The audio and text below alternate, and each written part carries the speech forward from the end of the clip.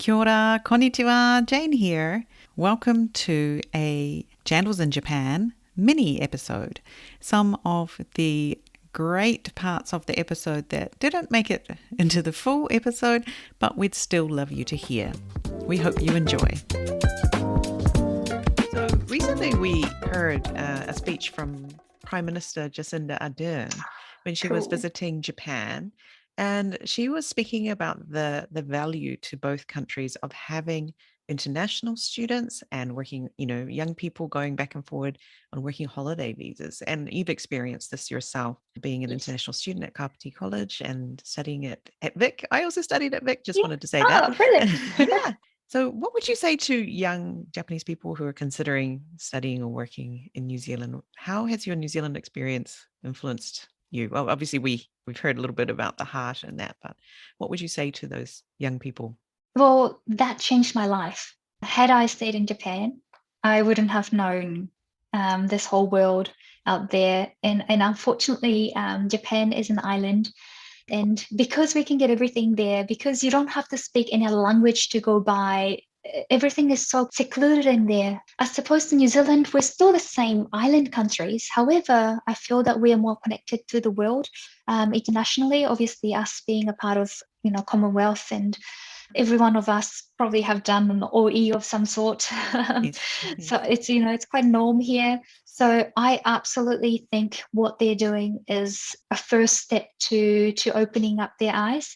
Unfortunately, just being in Japan could sometimes be very narrow-minded, but bringing that opened eye and worldview that they hopefully will learn in New Zealand, because the norm, the common sense of Japan does not work here. It's not common sense anymore.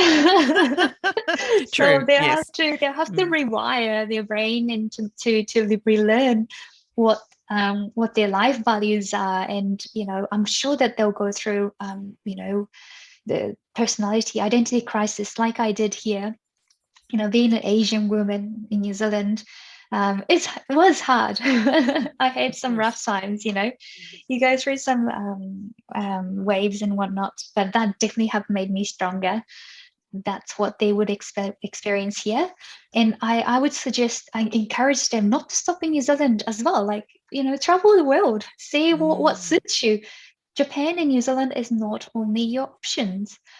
It's the whole world up there. Me and my partner were recently in Germany when actually COVID hit. We were living in Berlin, and that was an amazing experience. I loved it. It was absolutely beautiful. I learned so much. Scandinavia, for example, they have beautiful, social awareness, a welfare system over there. Different parts of the world, you can learn so much, and I think it's absolutely crucial, and it's great that they have taken a step forward already. And also, they're spreading Japan too. It goes both ways. And I absolutely love that. When I left Japan, my auntie told me, "You're representing Japan. You are Japan. And you're representing Japan in New Zealand." Yes. So every single steps that I take, every words that I use, I was aware that I was representing Japan, the whole nation. Yep. What a big one, So little true. 14 years old shoulders, but So true.